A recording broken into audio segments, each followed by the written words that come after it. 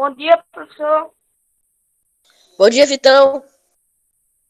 Bom dia, Vitor. Bom dia, Vitor.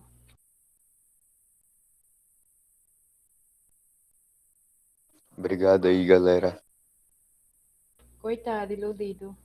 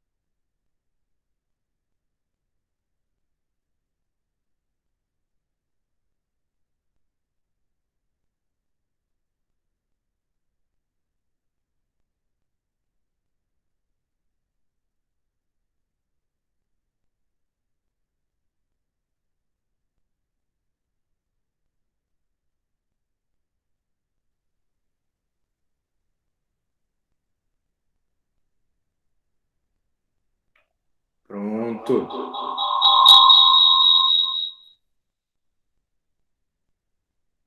A microfonia foi só para chamar a atenção da galera. Ai, ai, Vitor. Ai, ai. Faltam 8 dias, 15 horas e 2 minutos para as férias. Faltam 8 dias, 15 horas e 1 minutos para as férias. Esse 1 minutos é algo diferente, interessante isso, a concordância, né? Foi bem trabalhado. Eu acho que, inclusive, se você colocar isso numa prova de português, suas férias vão demorar um pouquinho mais para poder chegar, né? Porque você vai, pelo menos de final de ano, provavelmente vai entrar em recuperação, pá, por causa desses erros básicos, claro. Mas, enfim, é isso aí. Pronto, deixa eu mostrar minha cara aqui para vocês, que eu sei que é muita emoção por parte de vocês. Deixa eu fazer um teste aqui, um negócio.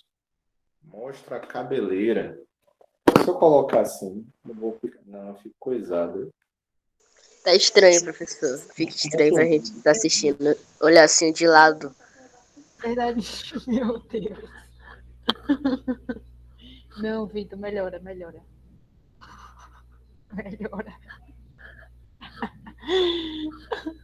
Melhora, Vitor, melhora. Eu queria ver. Se eu mudar isso daqui, se eu colocar assim, o que acontece? Você é o homenzinho. Vai? Agora sim. Agora foi, velho. Então, você tava viajando, foi? Eu tava viajando? Não, tô aqui. Negócio de viajar, velho.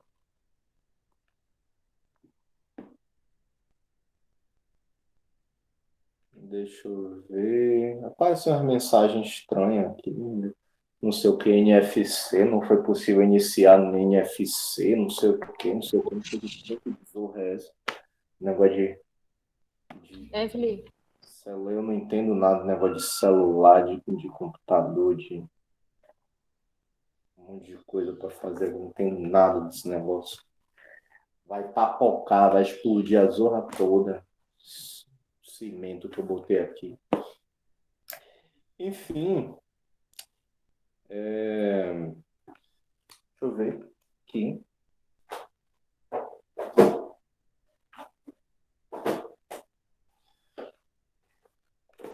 A prova de vocês já está feita.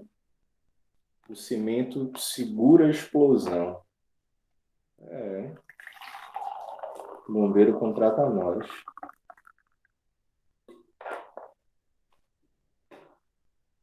Mas passa uns cotovelos de foveiro da porra. O cotovelo chega a estar branco. O pessoal não passa um hidratantezinho, um negocinho assim, né? Não ofereceu café. Eu não vou oferecer, não. também acho. Eu tô tão próxima de você, você não oferece um café. Me poupe. Oferecer café. Vou Oferecer ficar com café. raiva de você, viu? Vou ficar com raiva de você. Eu tô obrigado agora a oferecer café. Lógico. Oxe. Eu oferecer café? Você tá pensando o quê? Que eu Quem sou... oferece é mal educado. Iu.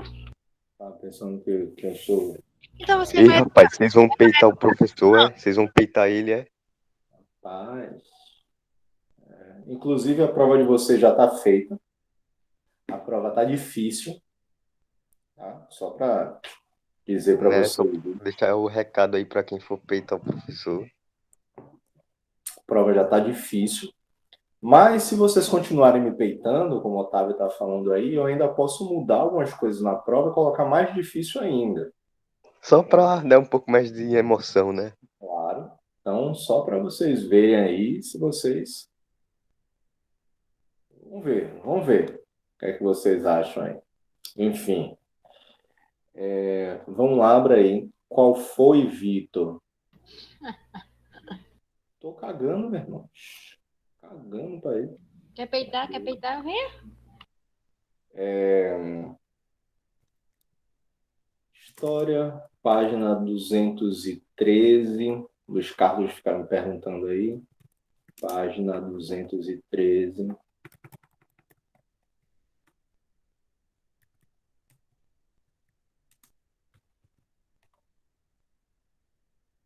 Página 213.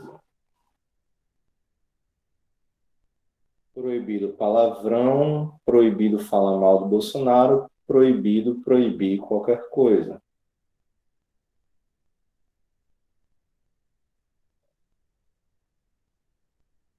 Pois falo de Bolsonaro Peraí. Botaram regra aqui na aula, foi? mesmo, pois. A galera tá aí, sem Ah, uso que de merda de regra. Pode fazer o que quiser, relaxa. Eu só, acho, né? só não pode enfiar o dedo no olho do coleguinha, não pode. Deixa eu ver isso daqui. De enviadas ontem. Não pode escutar BTS na aula. Ah, não, não pode não. BTS, aí, meu irmão, se escutar essa porcaria, sujeito Nossa a aula só tem uma paular, regra. Não pode escutar K-pop em lugar nenhum. Hipótese nenhuma. sujeito a paular. K-pop. Não. O K-pop toma porrada. Porrada, professor, é condenado à morte. Rapaz, negócio de ah, K-pop, BTS, que nada. Hum, Ai, ai. Ó, vamos lá. Página 213. Dando continuidade ao que a gente estava falando ontem, na aula, a gente falou sobre indianismo e coisa e tal. Estava falando a respeito da atuação, dos portugueses, dos colonos em relação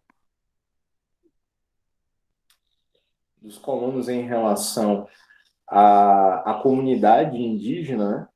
A essa forma mitológica de enxergar os indígenas.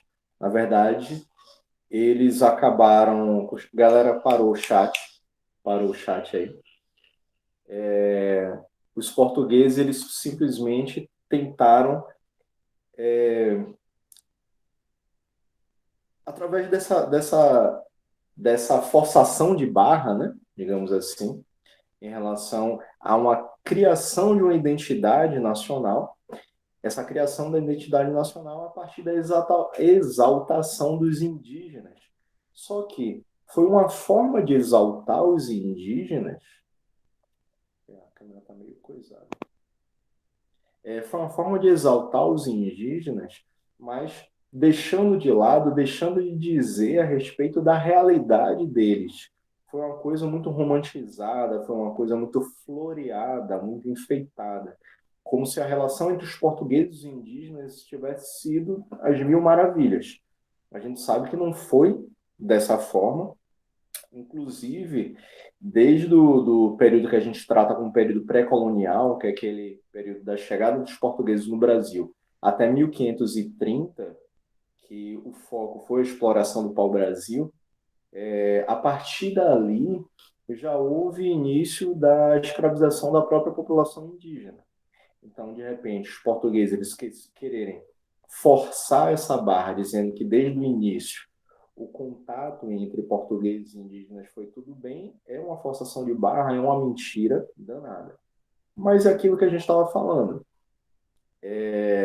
A história geralmente é contada pelos opressores, pelos vencedores dessas guerras, vencedores dessas batalhas. Então, claro, a gente vai ter toda uma historiografia que é estudo e análise dos registros sobre os fatos históricos, estudo por meio do qual se produz o conhecimento histórico. Então, toda essa historiografia vai ser baseada no que disseram os portugueses e não no que disseram os indígenas. Os vencedores, nesse caso, vão ser os portugueses. Afinal de contas, é só ver o que é a nossa sociedade hoje em dia, que foi toda construída a partir dessas conquistas, de toda essa exploração portuguesa, e não a partir dos nossos povos originários, os indígenas. Ontem a gente terminou falando sobre essa união entre os portugueses e os indígenas bons, entre aspas, né, no combate contra os indígenas selvagens. E aí a gente fez comparação sobre aquela ideia dos mansos e bravios. Os mansos que são aqueles indígenas que passaram pelo processo de catequização, aceitando esse processo de catequização, que gerava inclusive a aculturação deles, a retirada de sua cultura, enquanto que os bravios eram aqueles considerados como os selvagens, os que não aceitaram o processo de catequização, que não aceitaram a presença portuguesa aqui no Brasil, a invasão portuguesa aqui no Brasil, que foi isso que eles fizeram, e eles eram tratados como selvagens, como ruins, por defenderem o próprio território que havia sido invadido, por defenderem sua própria cultura que estava sendo dizimada, por defender o seu próprio povo, o seu próprio território que estava sendo sequestrado, que estava sendo desmatado. Eles eram considerados como selvagens. Então, imagine só, é como se você estivesse dentro de sua própria casa, alguém invadisse, queresse te quebrar na porrada e você reagisse. No momento que você reage da invasão de sua casa, você sai de errado. Tipo, a sua reação, porque foi uma reação desmedida, só porque o cara invadiu sua casa com a arma, matou seu irmão, matou seu cachorro, quebrou sua televisão, quebrou seu PlayStation 5 que você tinha acabado de comprar. E aí você chegou e deu uma paulada na cabeça dele. Tipo, o errado foi você. Mesmo assim, você é o selvagem. Então, tipo, Professor, vou falar sério agora. Se alguém invade minha casa e agride alguém da minha família, eu tô armado, eu mato. Eu mato, tá? então, né? É por isso que a gente fala a respeito de legítima defesa. No sentido da legítima defesa, eu acho isso. Então, nesse sentido, se o cara entrar e só apontar arma, eu não faço nada. Mas se ele agredir alguém, eu, eu vou agir. Mas isso, até o fato dele chegar e apontar a arma para você, se você reagir matando ele, já é legítima defesa, porque ele te colocou em risco. Então, nesse Mas caso. também ocorre o risco da minha vida, né? Ele tá com a Sim, arma apontada na minha cabeça. sim. Não, claro que é. Então, mas nesse caso, a reação ela é válida. A sua reação em defender a sua casa, em defender o seu território, é uma reação válida. Saca? Aula de como matar alguém com. Que horror, gente. Eu não sou. É o seguinte, você vai pegar, vai enfiar um cano no nariz e vai sugar. Vai ser o cérebro do cara morte instantânea. Pô, isso me lembrou, sabe o quê? Um filme com Arnold Schwarzenegger, há muito tempo atrás. É um filme, deixa eu ver. Total Recall. Deixa eu ver se eu encontro a cena aqui. Pronto. Isso aqui. Você fala esse negócio de enfiar o negócio no nariz para poder tirar Era o. assim que tirava o cérebro dos corpos que iam ser mumificados antigamente. Aí isso me lembrou a cena desse filme daqui, ó. É um filme, ó, das antigas.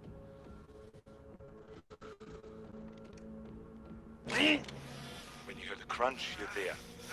Ah, eu já vi esse filme. Ele é um clone ou algo assim, aí estão tentando rastrear ele, ele puxa o negócio do cérebro.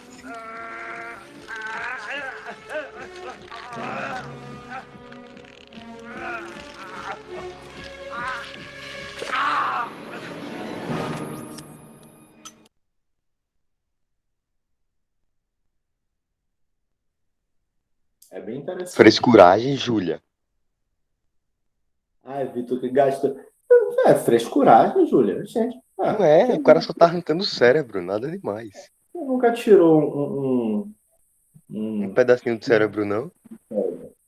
normal pelo nariz? Normal, pô. Oxê. Parece até exame de sangue, tão normal que é. É super tranquilo. Isso sempre acontece, pô. Igual os exames de sangue, pense. Eu mesmo faço isso a cada, sei lá, 15 dias. Entendi. Enfim.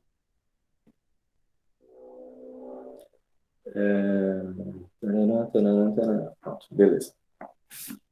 Daniel bugou. Não, foi porque Otávio tinha falado sobre cair da aula sem motivo.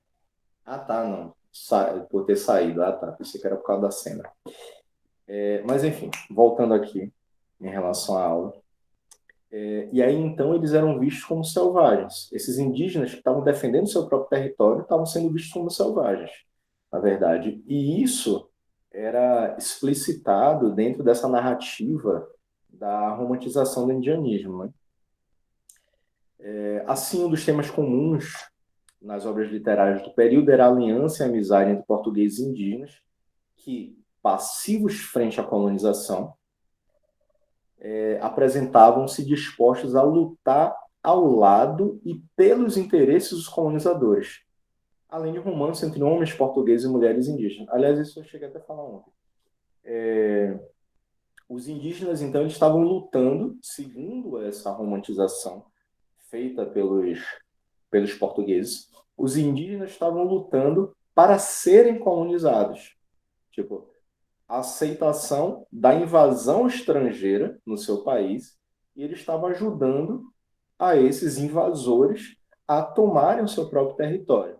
Não somente isso, as mulheres indígenas, elas acabavam se tornando alvo da cobiça desses portugueses. Então, e é aquilo que eu estava também falando ontem sobre isso, de que era como se elas fossem vistas como mulheres indefesas e os portugueses, os salvadores da pátria, né? E aí, por conta disso, a partir do momento que elas se relacionassem com esses portugueses, elas se tornavam livres, se tornavam também vencedoras, digamos assim. A natureza exuberante também foi protagonista no romantismo brasileiro, a representação da natureza. Em cenas de obras de arte descritas em versos e prosas, as paisagens eram recriadas para transmitir a riqueza natural do território brasileiro e elementos da identidade nacional. É tipo como acontece hoje no governo que mais desmata a floresta amazônica, querer vender a imagem para fora que está sendo protegida. Que a Amazônia está sendo protegida, que não está sendo destruída, que não está sendo queimada. Né? Então, caô puro. Era isso que os portugueses faziam nessa época também, com a criação dessa narrativa de que estava tudo bem aqui, que não estava nada sendo deflorestado, que nada estava sendo desmatado, que nenhum Se eu não bicho... me engano, o governador da Amazônia pediu reforços para Forças Armadas. Foi esses dias, eu acho que as Forças Armadas foram ativadas para defender a Amazônia. Foi, mas foi por conta do assassinato, se não me engano, de um... Não sei se ele era um membro do PCC, foi um traficante que foi morto lá, e aí o pessoal do tráfico caiu matando, tá ligado? Queimaram um ônibus, tocaram terror lá. Só que assim, vira e mexe, a gente vê situações, isso dentro de Manaus, dentro da cidade mesmo, só que a gente vê também a necessidade da atuação da polícia, da proteção ambiental, muito dentro da floresta mesmo, por conta da invasão dos garimpeiros e madeireiros, principalmente. Então, diversos territórios indígenas têm sido desmatados. Recentemente, inclusive, a Polícia Federal estava num território Yanomami, protegendo os Yanomamis, né, o povo Yanomami, e de repente garimpeiros vieram através do rio e começaram a atirar, colocando em risco, inclusive, os próprios policiais federais. Tipo, a intenção era atacar os indígenas, mas também mostrar o poderio ofensivo, a força que eles tinham contra os policiais, tipo dizendo, não se metam, polícia, não se meta aqui, porque quem manda nesse território somos nós. E o pior de tudo, que aí outras vezes a gente até já falou disso, muitas vezes essa atuação dos garimpeiros, dos madeireiros, acaba sendo corroborada, inclusive, por gente muito grande, por gente envolvida com os políticos. Infelizmente, isso ocorre e não é pouco, né? Tais obras remetem a um passado idealizado pelas elites como originário da nação brasileira e caracterizam-se pela ausência de um olhar crítico sobre as grandes questões socioeconômicas intocadas pela monarquia brasileira. Questão de prova, né? Realmente, eu coloquei isso na prova. Proibiu a polícia fazer operações com tráfico lá no Jacarezinho. Fortaleceu aí a operação do Jacarezinho. Cara, não necessariamente foi isso que aconteceu, Otávio. Em relação a isso, não é que o Comando Vermelho tenha se fortalecido. Na verdade, as disputas entre milícias e traficantes acabam sendo imensas.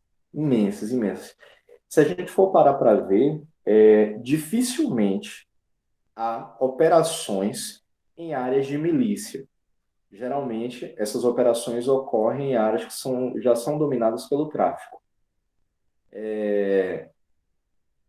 Cabe à polícia, cabe à inteligência das polícias o combate à entrada de armamento nesses locais. Porque a partir do momento que você controla o armamento, você controla o tráfico. Só que há interesse de controlar a entrada desse armamento? Não. Muitas dessas armas que entram lá no Jacarezinho, que entram nas áreas onde o Comando Vermelho, onde o PCC, onde as próprias milícias estão, são armas de uso exclusivo do Exército. Se é uso exclusivo do Exército, quem é que está facilitando a entrada desse armamento? Enfim, né? É tipo 39 quilos de cocaína dentro de avião presidencial, né? Militares corruptos. Infelizmente, o que é uma minoria, infelizmente, é uma minoria que mancha toda a corporação. Digamos que entre esses militares você tenha, sei lá, 3% dos 100%, 3% só de corruptos. Eles mancham completamente a imagem da corporação. Então, tipo, tem muito militar bom no que faz, que não se envolve com essas coisas. A grande maioria não se envolve com nada disso. O problema é que sempre tem a banda podre. As pessoas que, infelizmente, se permitem a entrar nesse jogo da corrupção. Exatamente isso aí. Poucos que acabam ajudando o crime, mas ajudam. Porque é justamente isso. O pessoal do crime só precisa disso para poder ter a vida deles facilitada. Então, infelizmente, é o que acaba ocorrendo.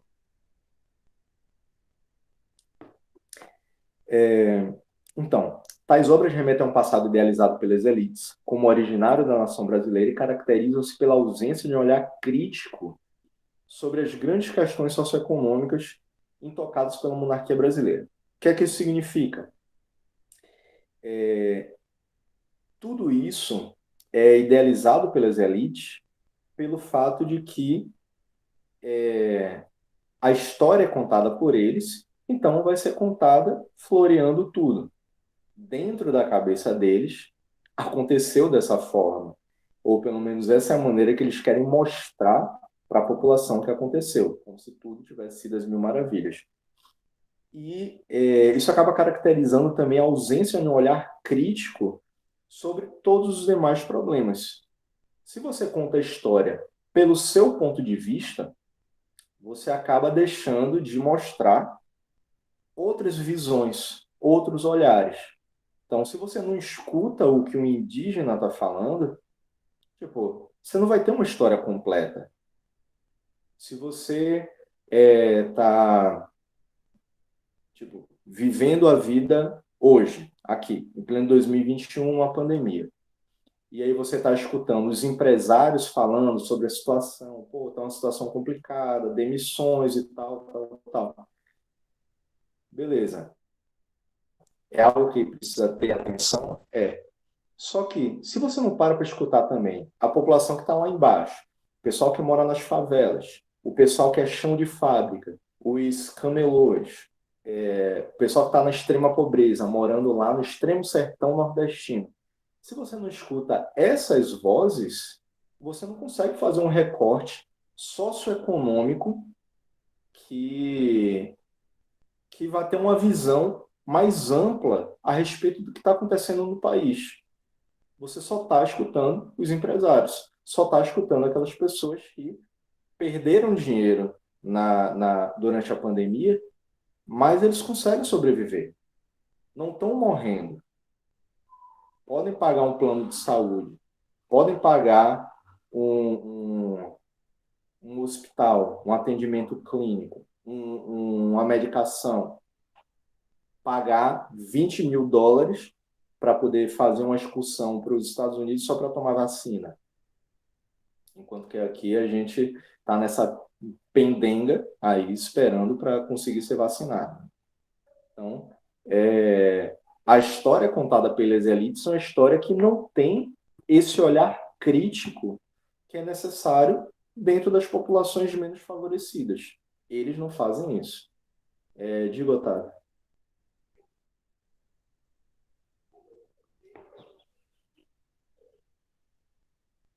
Vou dar a opinião sobre a vacina. Diga.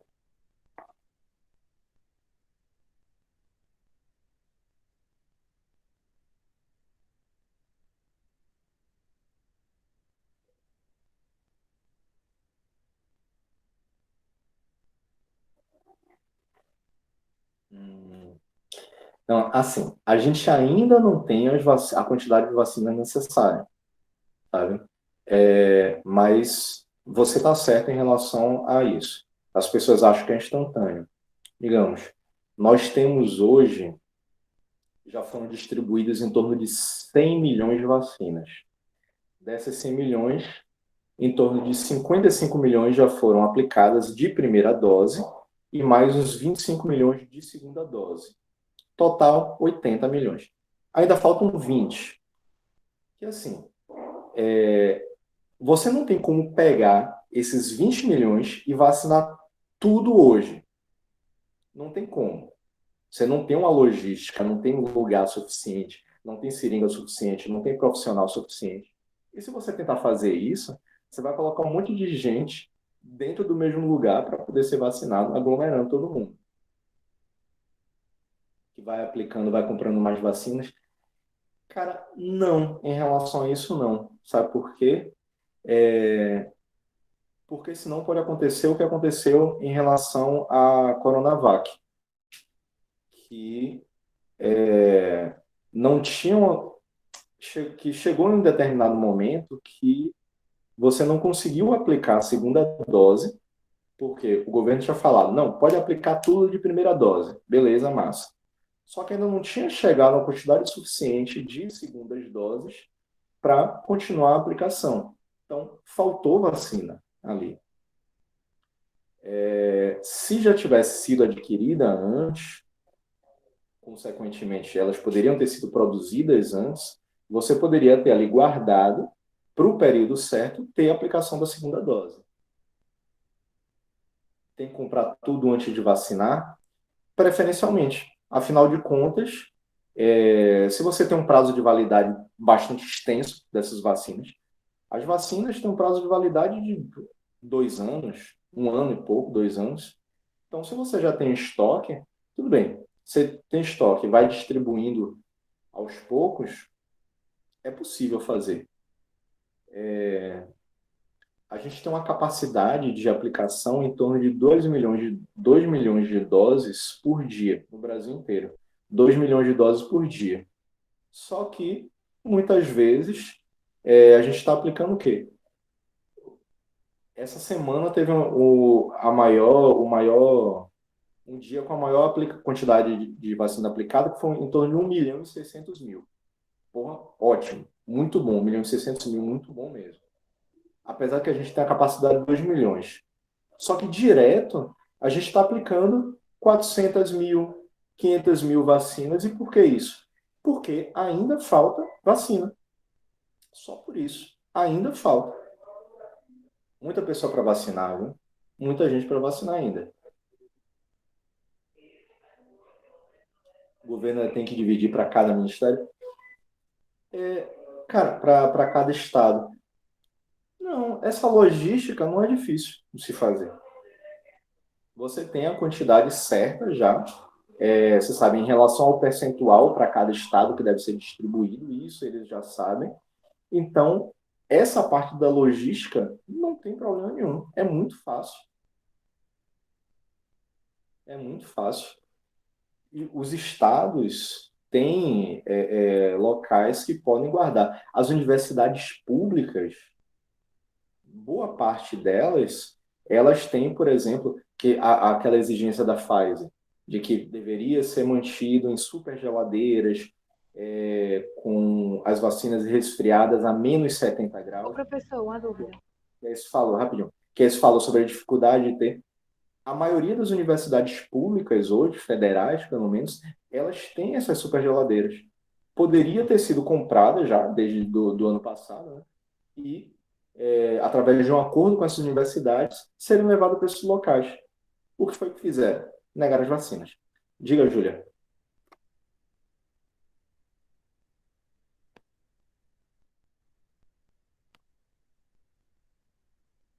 Uma moça aqui. Seria economicamente viável comprar tudo de vez? Seria. Seria economicamente viável, sim. Só que a gente não tem A gente não, no caso, os laboratórios não têm capacidade de produção suficiente para poder entregar tudo de vez. Isso não tem. Diga, Júlia.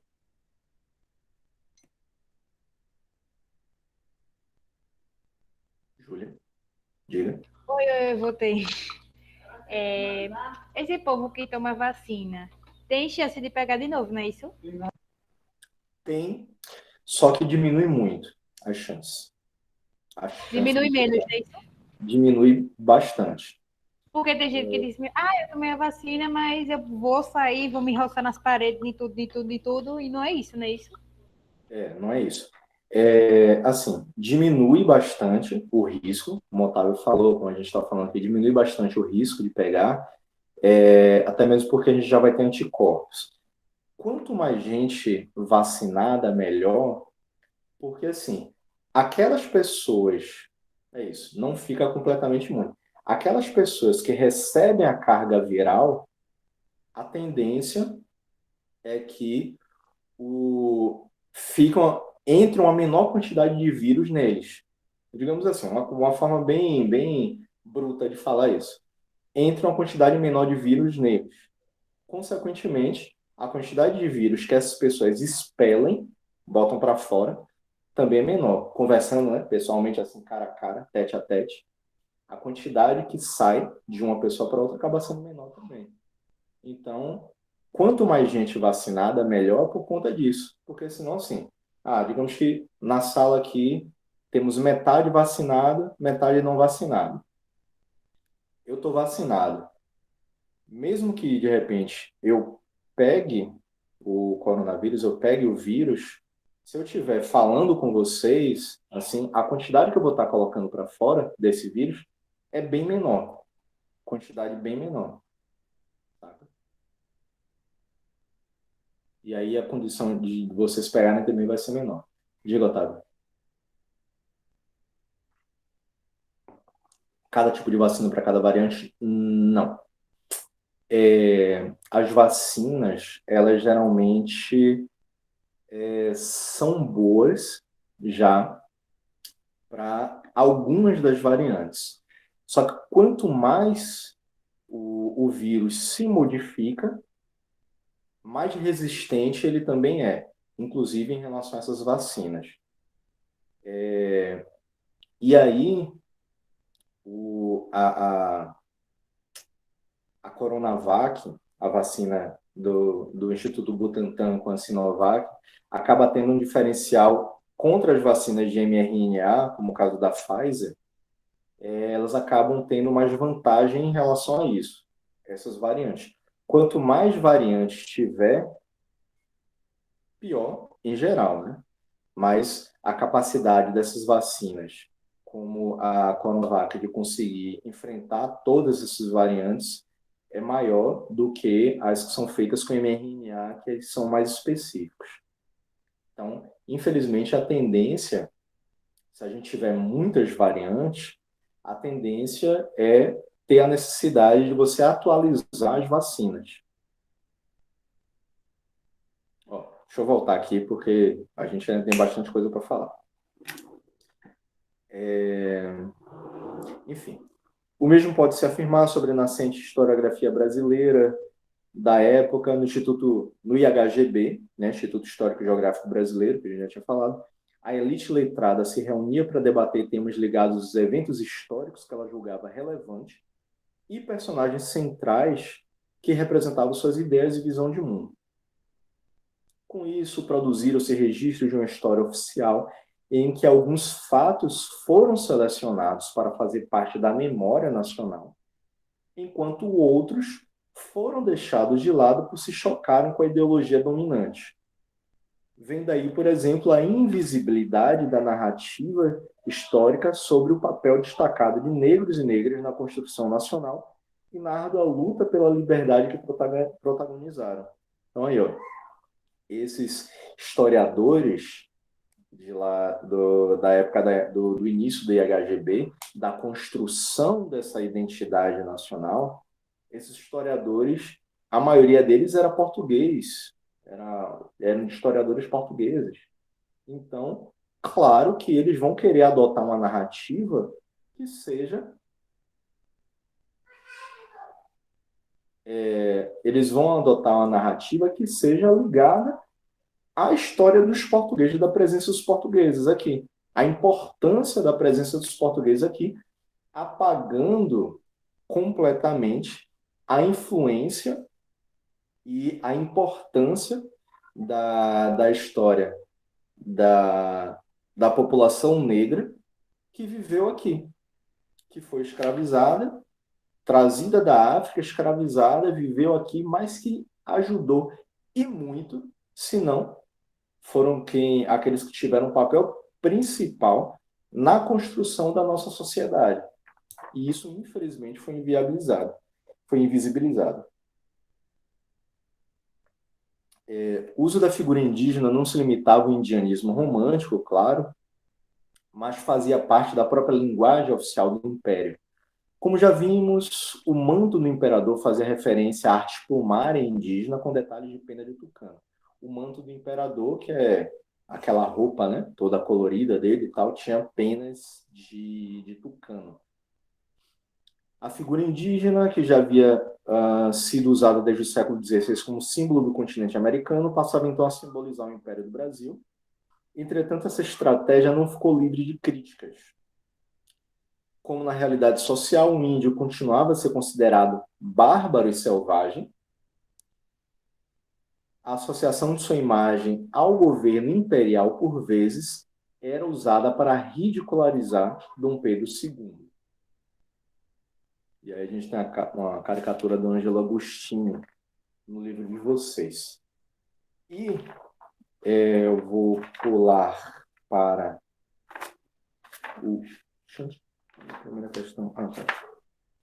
E para a gente finalizar o nosso assunto para a prova, deixa eu só ver uma coisa aqui.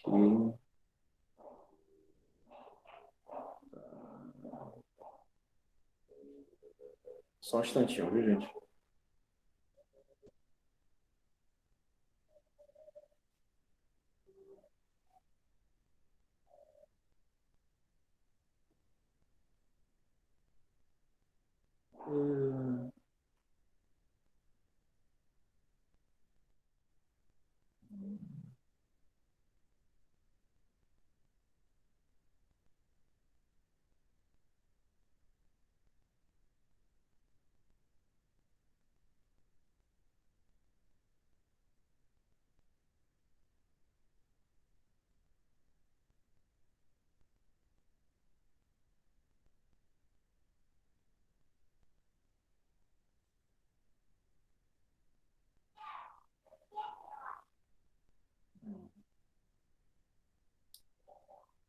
Ok.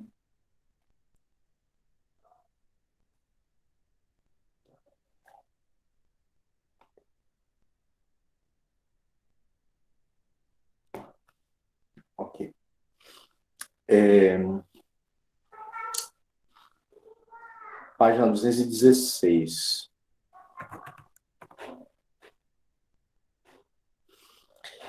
Se hoje muitas pessoas acreditam que a República Brasileira está em crise, no final do século XIX se passava o inverso. A forma de governo republicana ganhava força diante da constatação de crise da monarquia, principalmente nos setores da elite agrária e liberal, das camadas médias urbanas e do exército. Esse novo quadro, junto a outros fatores que veremos seguir, levou ao enfraquecimento do poder do imperador, contribuiu para a proclamação da República em 1889, porque eles acabaram apoiando a ideia da República. E os militares? República todos os brasileira, todos os brasileiros do governo. Então, essa primeira parte não importa. Tá? Enfim, a monarquia chegava ao fim. Horrível isso. A partir de 1870, o cenário político brasileiro passou por muitas transformações. Lembrando que em 1889 é que a gente vai ter a proclamação da República, tá? Mas que a gente já vai entrar numa fase de decadência da monarquia desde quando tivemos a própria independência do Brasil. Não é à toa que durante o período da independência já haviam grupos que buscavam a transformação da monarquia na República. Outros países das Américas, eles passaram por essa transição, entrando na luta pela independência e já transformando o seu sistema de monárquico, enquanto colônia era monarquia, e a partir do momento que conseguiram sua independência, já fizeram a transição para uma república autônoma, né? O Brasil foi diferente porque ele conquistou a sua independência, mas se manteve ainda, de certa forma, vinculado aos portugueses, porque manteve a monarquia e o seu rei era português. Nascido no Brasil, mas era português. Então, era de família portuguesa, mantinha esse vínculo com Portugal, né? Então, não tem como a gente falar que éramos totalmente independentes, já que o nosso rei era português. Desde o início do Segundo Reinado, os partidos conservador e liberal controlavam o poder alternado ou simultaneamente. No entanto, como vimos, muitos liberais mostravam-se descontentes com o regime monárquico e favoráveis à implantação de uma República do Brasil. República no Brasil, né? Assim, em 1868, organizaram o Partido Liberal Radical, que 2 anos mais tarde se transformou no Partido Republicano. Então, liberal radical, eles já lutavam como o liberal por uma independência, né?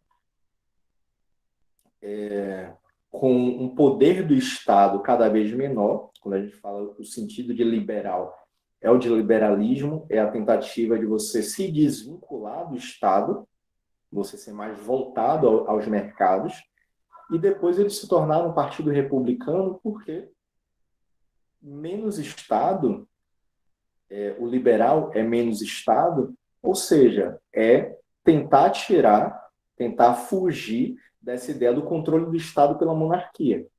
Então, por isso que o Partido Liberal Radical se transformou no Partido Republicano, que eles lutavam pela República, lutavam para que nos tornássemos um regime presidencialista.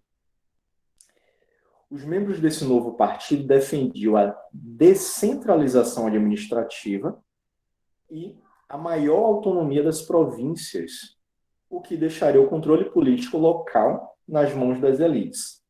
Maior autonomia das províncias, nada mais ou a descentralização administrativa, nada mais do que você criar você distribuir o poder dentro de cada território. Ao invés de você concentrar todo o poder na mão de uma única pessoa, um autocrata, um rei, você colocar as decisões administrativas para cada província, ou, nesse caso, para cada estado. Era basicamente o que a gente tenta viver hoje, essa descentralização administrativa, que as decisões que englobem todo o país cabem ao presidente.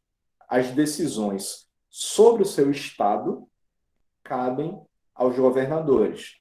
As decisões sobre os seus municípios cabem aos prefeitos.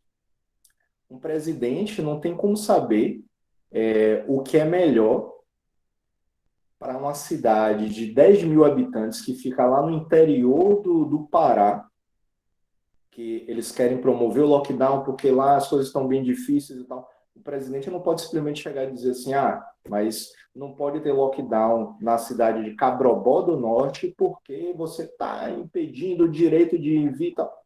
Peraí, você sabe qual é a realidade daquele local? Se não sabe, cala a boca e fica na sua.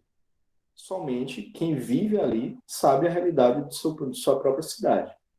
Então, as decisões gerais, generalistas, realmente podem e devem ser tomadas por quem administra todo o país. Mas, quando são decisões locais, a autonomia deve ser preservada e respeitada.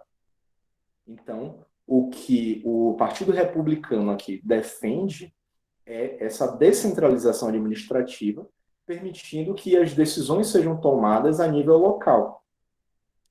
Maior autonomia das províncias também tem relação com isso. Só que isso acabava gerando um problema, que era o controle político acabava ficando na mão das elites. Porque eram as elites que eram os grandes fazendeiros, os grandes latifundiários, os grandes comerciantes, eram as elites que dominavam a política nessas localidades. É como uma família Franco, aqui em Sergipe, é como uma família Magalhães, na Bahia, é como a família Sarney, no Maranhão, tá? Então, que acaba, a família Maia, em Niterói, no Rio de Janeiro, que acaba tomando esse poder político e gerando, claro, cada vez mais riqueza para essas pequenas elites e pobreza para o restante da população. Essa ideia era conhecida como federalismo. Questão de prova. Federalismo. Chocava-se com a centralização do poder praticada pelo governo de Dom Pedro II.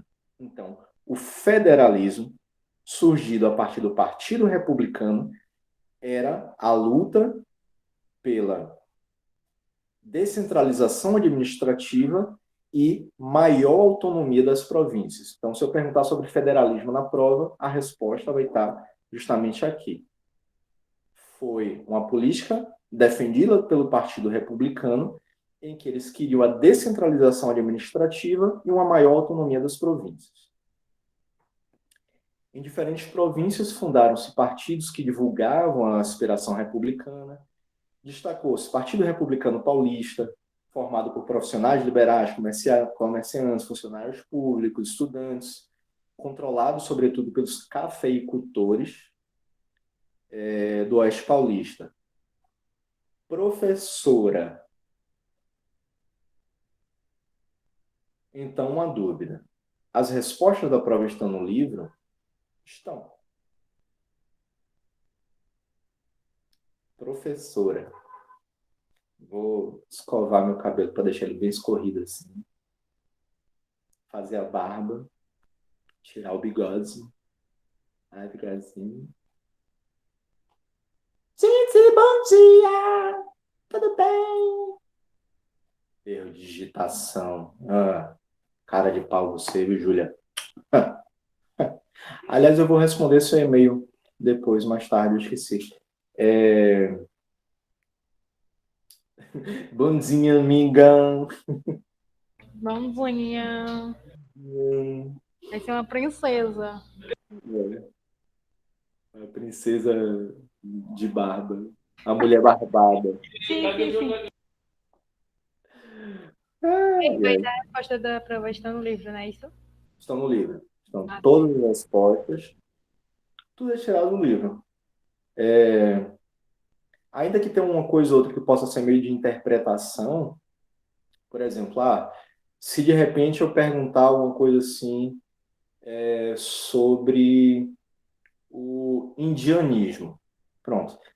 Você não vai ter uma resposta pronta no livro sobre indianismo. Só que foi tudo que eu falei na última aula, foi um pouco do que eu falei nessa aula. Você consegue pegar algumas coisas dentro do texto do livro para poder responder o que é o indianismo. Mas, se você quiser colar do Google também. Não vai estar Federal. muito certo, mas tudo bem, né? Prefiro pelo livro. Que assim, federalismo mesmo. Eu perguntando sobre federalismo. Se você for pesquisar sobre federalismo no Google, chega assim, joga lá, federalismo. Você não vai encontrar essa resposta. Porque federalismo pode ser sobre muita coisa. Tipo, federalização dos crimes de corrupção, tal, tal, tal. Você vai encontrar um texto sobre federalismo em relação a crime. Vai encontrar um texto sobre federalismo em relação à autonomia médica. Então, pode ser sobre muita coisa. Aqui, especificamente, eu estou falando do federalismo, que era defendido pelo Partido Republicano lá em 1870. Então, vai ser diferente.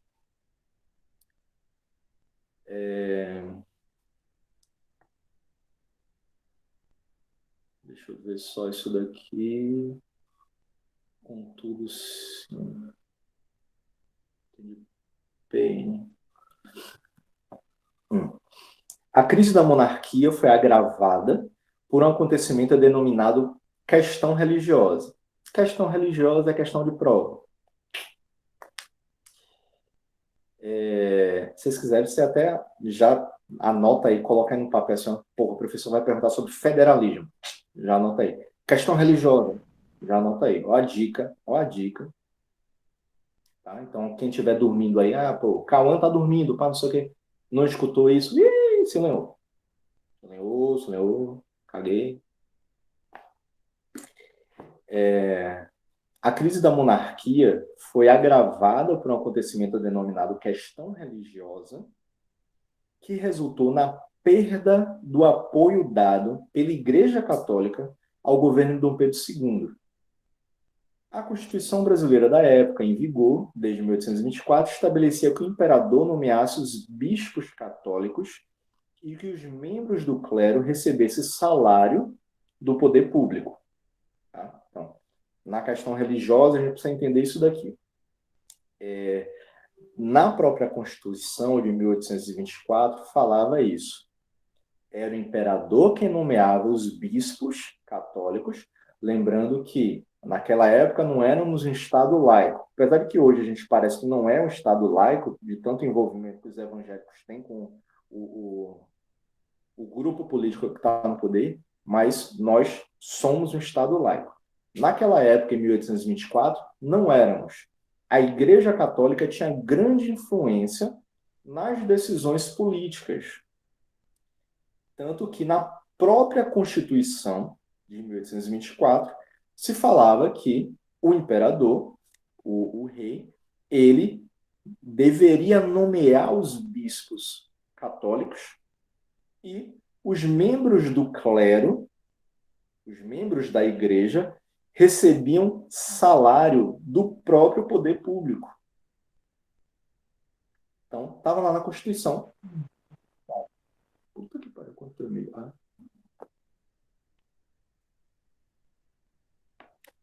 Gente, eu falei palavrão, desculpa. O impasse entre Estado e Igreja teve início em 1872, quando os bispos de Olinda e de Belém, cumprindo ordens do Papa, puniram seus subordinados por participarem de reuniões de maçonaria. A maçonaria é uma associação secreta restrita a homens cujos membros prestavam juramento de fraternidade e auxílio mútuo e visavam progresso econômico e social.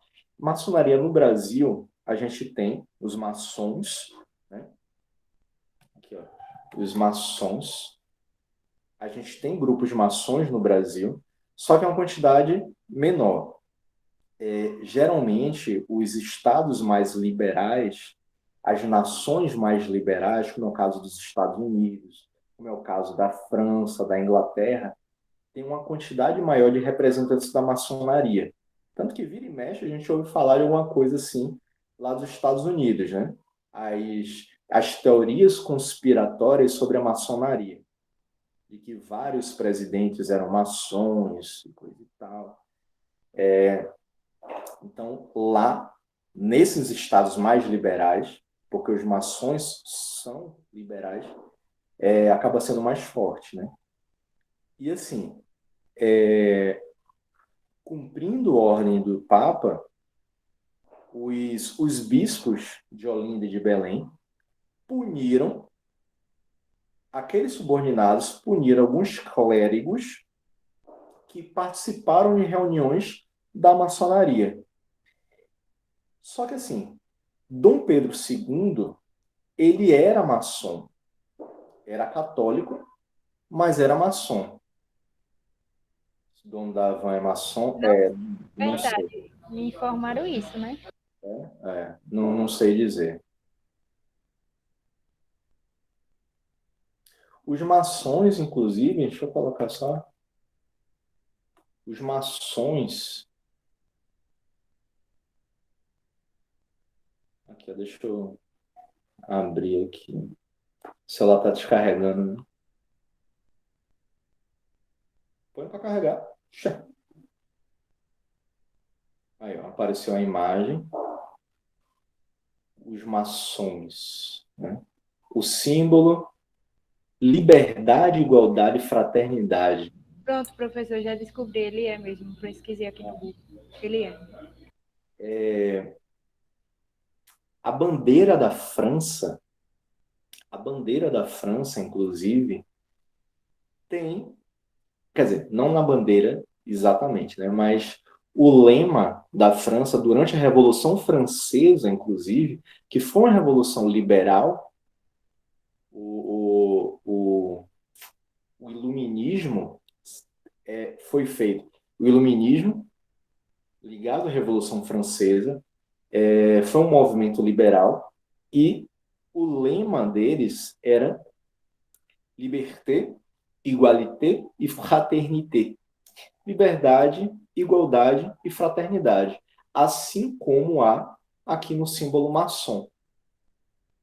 Tá vendo? E pronto, os maçons, eles se vestem de uma forma específica e tal. São pouquíssimas mulheres maçons, até mesmo porque a maçonaria, teoricamente, não aceita a presença feminina, mas há alguns grupos que incluem as mulheres. A grande maioria exclui, mas alguns grupos incluem as mulheres.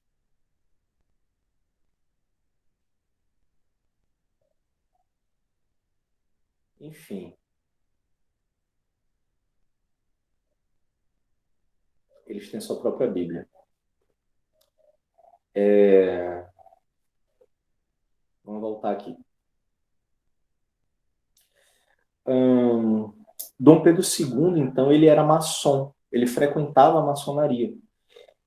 E ele achou isso um assinte, né? Ele achou isso um absurdo, que esses bispos tivessem punido esses clérigos que participaram de reuniões de maçons.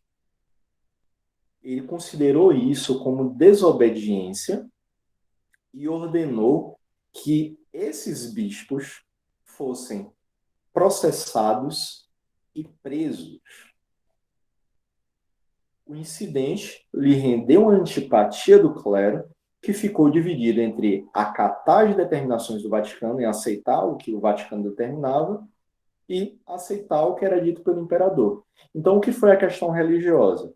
A questão religiosa foi esse conflito entre Dom Pedro II e a Igreja Católica por conta desse fato de que alguns bispos haviam punido clérigos que participaram de reuniões maçons e Dom Pedro II resolveu punir esses bispos, entrando em conflito com a própria Igreja Católica, com as decisões do próprio Papa, que é o maior representante da Igreja Católica, né? É o representante principal da Igreja Católica. Então, esse conflito acabou gerando mais uma crise dentro da monarquia, que a monarquia funcionava através dessa influência da Igreja Católica, né?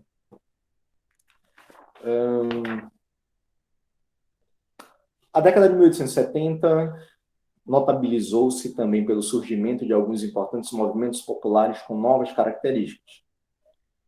Novas revoltas eram desencadeadas por medidas do governo que, embora legais e parte do processo de burocratização do Estado, feriam valores e tradições arraigadas.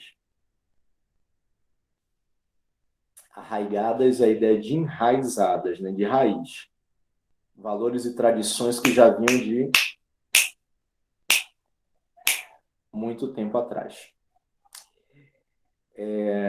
Entre essas medidas estavam o registro civil de nascimento, casamento e morte, o recenseamento, o censo, né? Recrutamento militar, a mudança no sistema de pesos e medidas, a reação contra a lei do recrutamento militar mesmo, regulamentada em 1875, espalhou-se por mais de 8 províncias. Grupos de até 400 pessoas, na maioria mulheres, invadiram igrejas, onde se reuniam essas juntas de recrutamento, rasgavam listas e livros e quebravam imagens. As mulheres ficavam viradas no estopor, por conta dessa lei aí do recrutamento. Como era a relação entre igreja e Estado, como era forte. Era dentro das igrejas que aconteciam os recrutamentos militares. Militarismo, igreja, tal. Veja aí as semelhanças que a gente vê com hoje em dia, né? As mulheres simplesmente invadiram a igreja, falaram assim, aqui não, queridinha, e saiu quebrando tudo na porrada. Rasgava, pegava a lista, rasgava livro, queimava, as imagens estavam lá, opa, caiu a santa, pá, quebrou. Elas faziam muito isso. Essas revoltas se deram. Eu gosto de Evelyn, porque Evelyn é uma pessoa que sintetiza tudo nas falas dela. Ela ri somente colocando Kaká. Ontem ela respondia, você perguntava, falava alguma coisa, ela abria o áudio. Sim. Não. Tá bom. Sensacional. Que nem aquele negócio dos fones de ouvido. Exatamente. Otávio tinha levantado a mão, vai falar alguma coisa?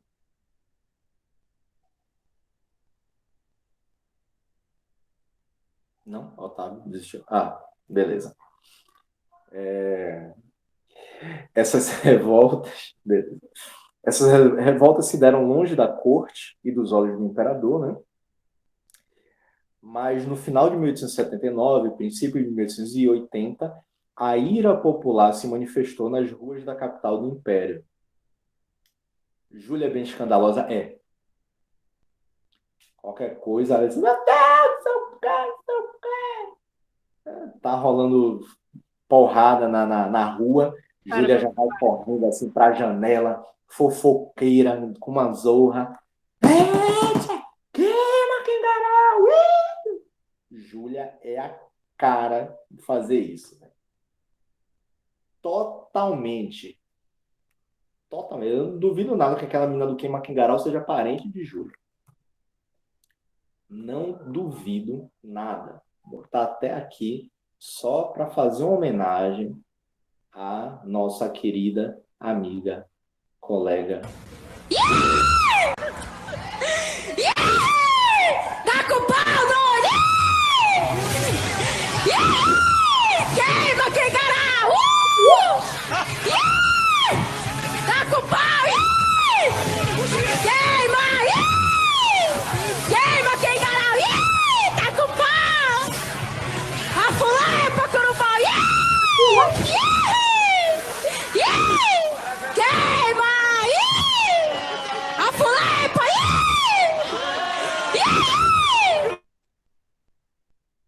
Isso é a cara de Júlia. A cara de Júlia. Júlia tá rolando porrada na rua, a Júlia aparece na janela.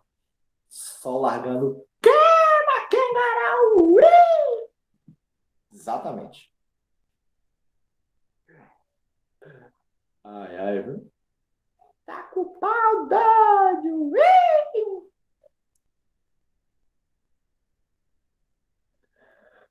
Ai, ai, viu? Enfim.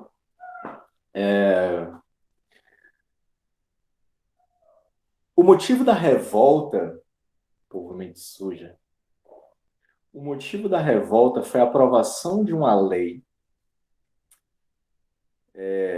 no início de 1880, né? A ira popular que se manifestou nas ruas, tal, do Rio de Janeiro. O motivo da revolta foi a aprovação de uma lei de iniciativa do ministro da Fazenda que aumentava em R$ 20 ou um vintém a tarifa dos bondes, de onde o nome Revolta do Vintém. O aumento devia ter início no dia 1º de janeiro de 1880. Então, se eu perguntar o que é Revolta do Vintém, questão de prova, anota aí também. Olha, questão de prova. O que foi a Revolta do Vintém? Revolta do Vintém foi uma manifestação popular que, por causa do aumento de R$ 20 ou um vintém da tarifa dos bondes no Rio de Janeiro. A capital do Império, naquela época, era o Rio de Janeiro. Então, a Revolta do Vintém foi essa manifestação. Que no dia 1º de janeiro, cerca de 4.000 pessoas se concentraram no Largo do Paço, onde foram incitados a não pagar o imposto e depois se dirigiram para o Largo de São Francisco. No meio do caminho, a multidão começou a quebrar bondes, agredir motoristas e destruir os trilhos da rua Uruguaiana. Os distúrbios repetiram-se até o dia 4 de janeiro e a lei do vintém foi revogada. Ou seja, vocês já viram uma revolta popular sem quebra-quebra? Tem que cair na porrada. O pessoal fica protegendo vidraça aí de banco. Não, tem quebramento. Evelyn. Kaká. Isso aí, Evelyn. Jogou duro. Então, K. Você tá Vai atender ele. É porque acabou o café da mamadeira. Vou até botar mais café para mim aqui. O café que era para ele, que era para colocar na mamadeira dele, eu vou colocar aqui para mim.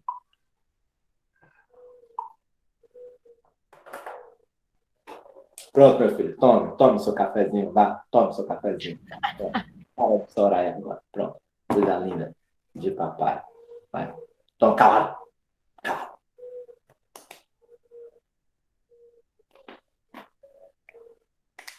Não está louco. Aí, eu paro de chorar, hein? É seu filho? Não, não é meu filho. Não. É meu vizinho aqui na frente.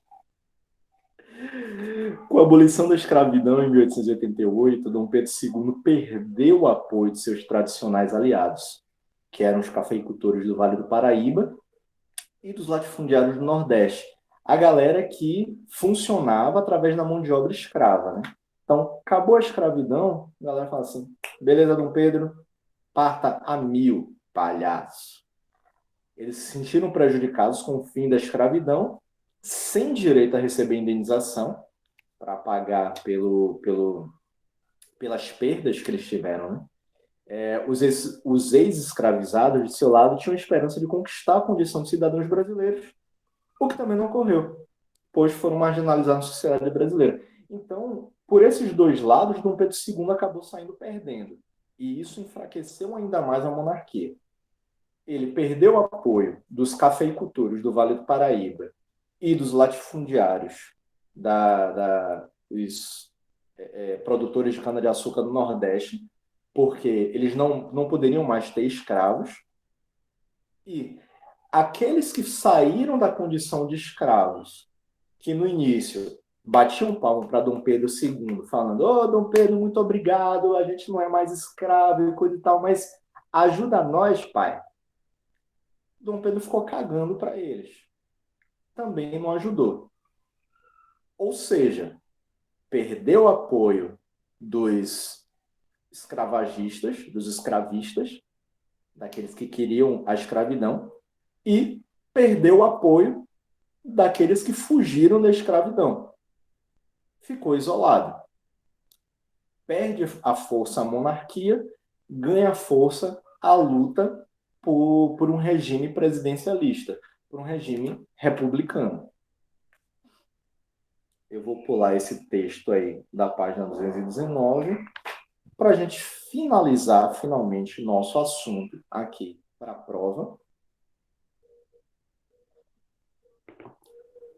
que é o seguinte: o movimento republicano também foi apoiado por outro setor, que era formado por militares.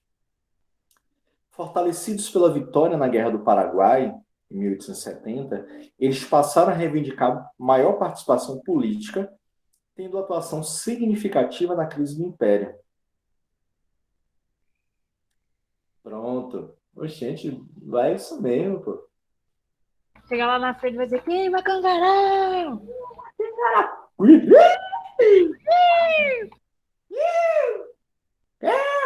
A Suepa!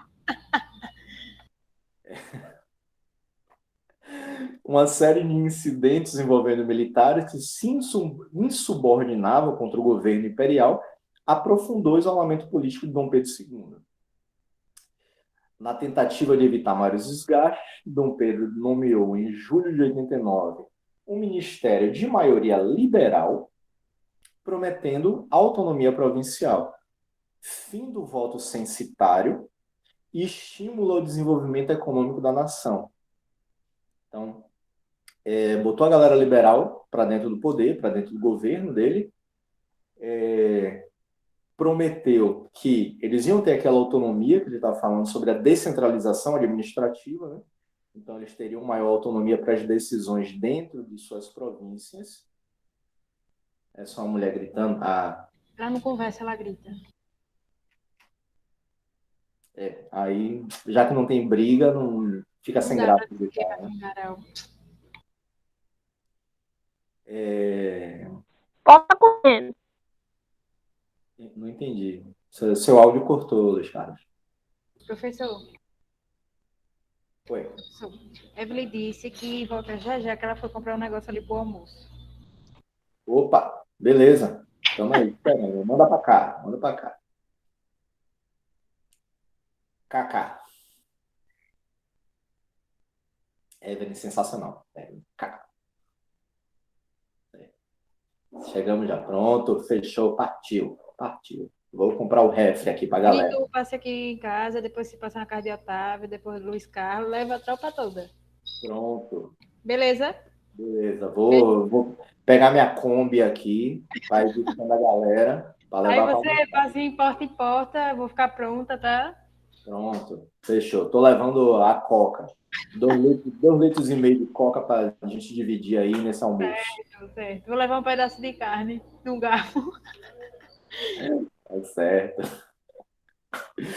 Enfim.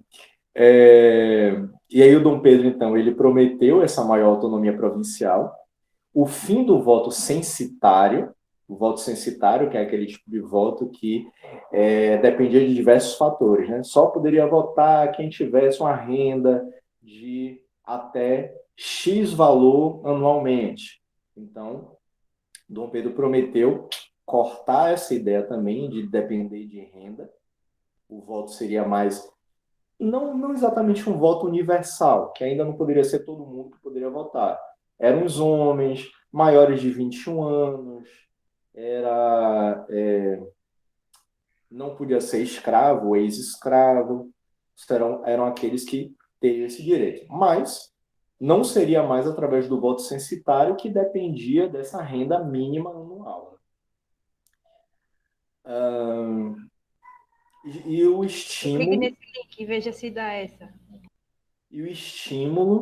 ao desenvolvimento, econômico da nação. 20 mil tá caro, pô. Tá caro. Eu ajudo a pagar e leva todo mundo quando chegar aqui.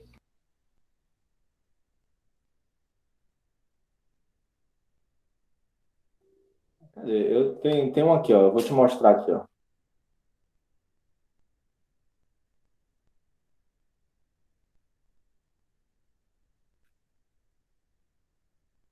Tamo aí. Essa é a minha Kombi, velho. Toda paz e amor. Don't worry, be happy. Tá um pouquinho velha, tá? O pessoal vai ter que descer para poder empurrar? Vai. Vai. Mas roda ainda. Não vai dar nem pra gente gritar da janela. Queima canharão! Porque não tem Nem isso vai janela. dar, gente. Tá mais fácil os vizinhos, quando a gente passa nas ruas, dizer queima canharão e a gente lá empurrando. Sem graça, Vitor. Qualquer coisa tem que daqui Isso aí de também. uma lavagem e de um conserto. Nem presta mais. Papoca lá no mato. Pelo menos essa daqui tem janela. Quer dizer, não tem vidro. Por isso. Não, mas a gente vai ter que empurrar. Que graça. Não tem vidro. Mas o pneu tá inteiro. Ó, o pneu tá inteiro, é novo. Tá vendo?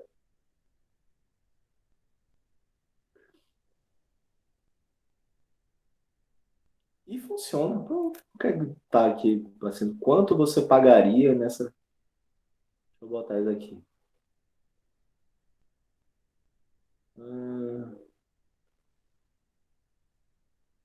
Uma Kombi restaurada dessa.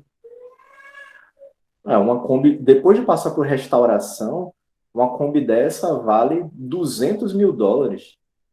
Imagina. Bem mais. Uma carroça dessa. Olha aí, por dentro. Gente.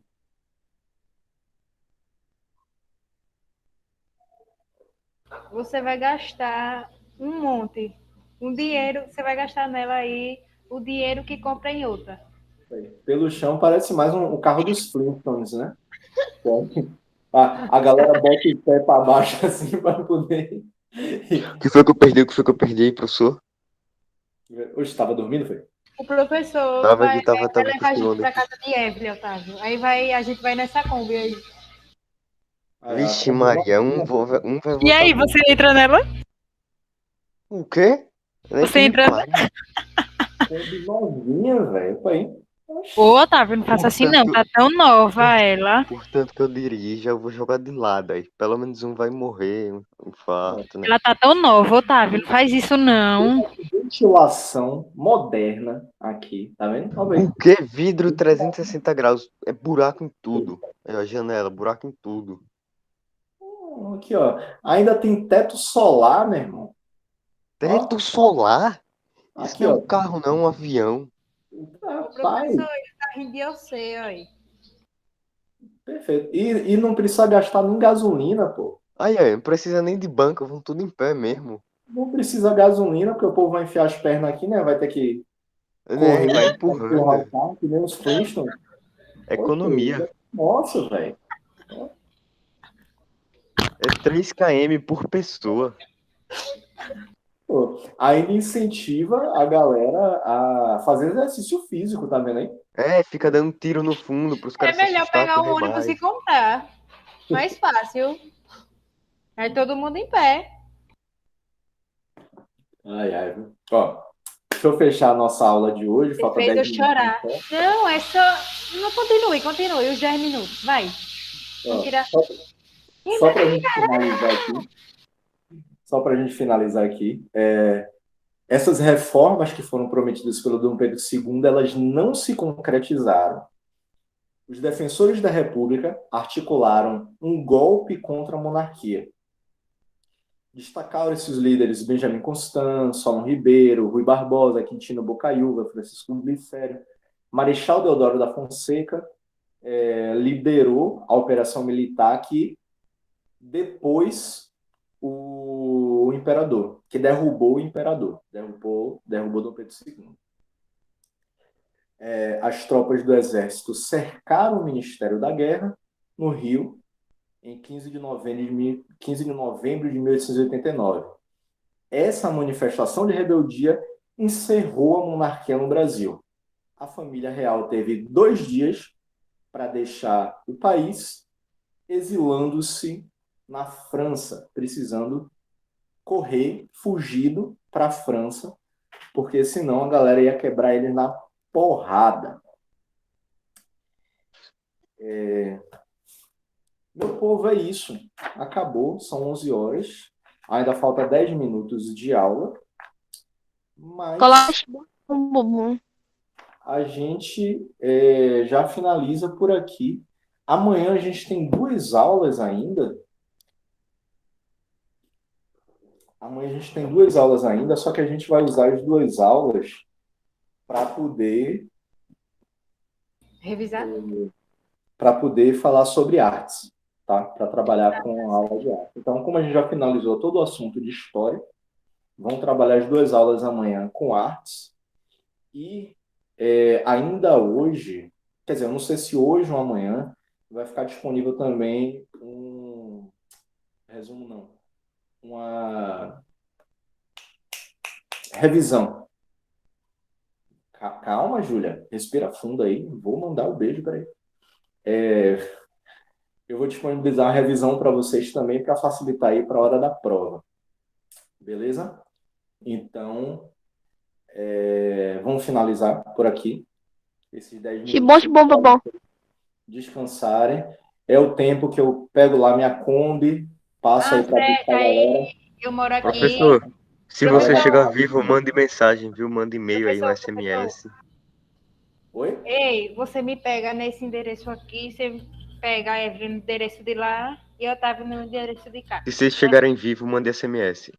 Já disse meu endereço. Endereço aqui, endereço lá. Pronto. Aqui, lá. Beleza. Evelyn lá e Otávio cá. Vou jogar no GPS aqui. Luiz Carlos aqui, no lá interior. Pronto. Aqui, lá e cá vai ser a passagem. E Luiz Carlos interior. No interior. Pronto. Viu? Obrigada. Partiu.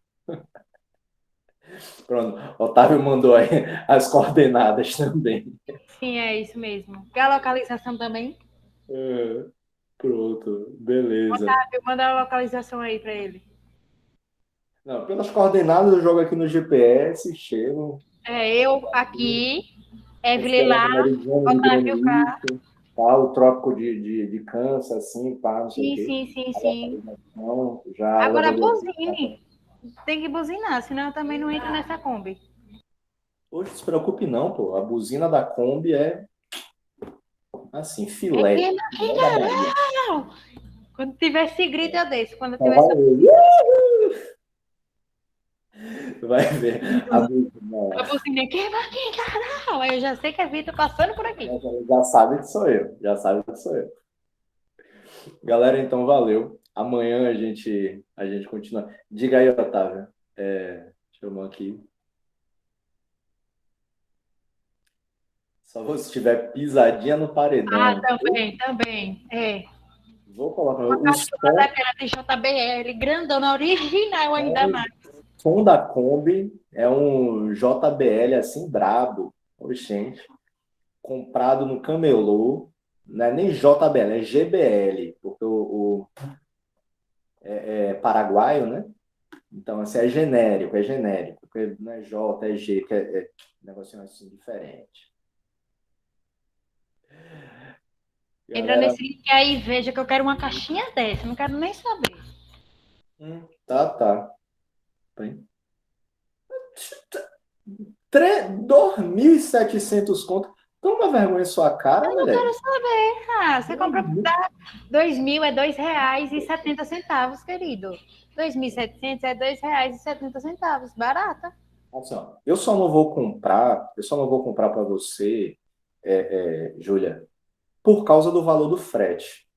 Só por causa disso, não gostei. R$ 39,72 de frete. Ei, não, vamos lá pegar. Não. Será que nosso carro chega lá?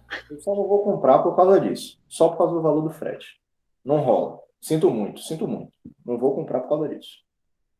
Muito caro esse frete. O valor da caixinha do JBL tá até massa. 2.700 conto. Beleza. Mas ali não dá. Já fechou. Galera, valeu. Tchau. Beijão pra vocês. Júlia, eu vou responder seu e-mail agora. Ah, viu, certo. Vou pegar aqui as informações e eu mando para você. Viu. Valeu. A Evelyn já está separando os pratos aí, né? O barulho. É minha avó aqui. Valeu, falou. Até amanhã, galera. Tchau, professor. Tchau, Daniel. Valeu. Fui.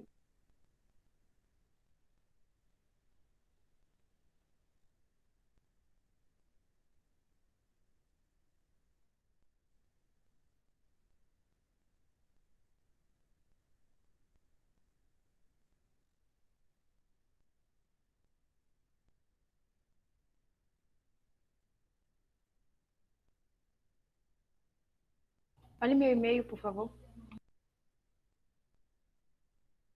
Ah, viu, tchau. Mas eu mandei hoje outro.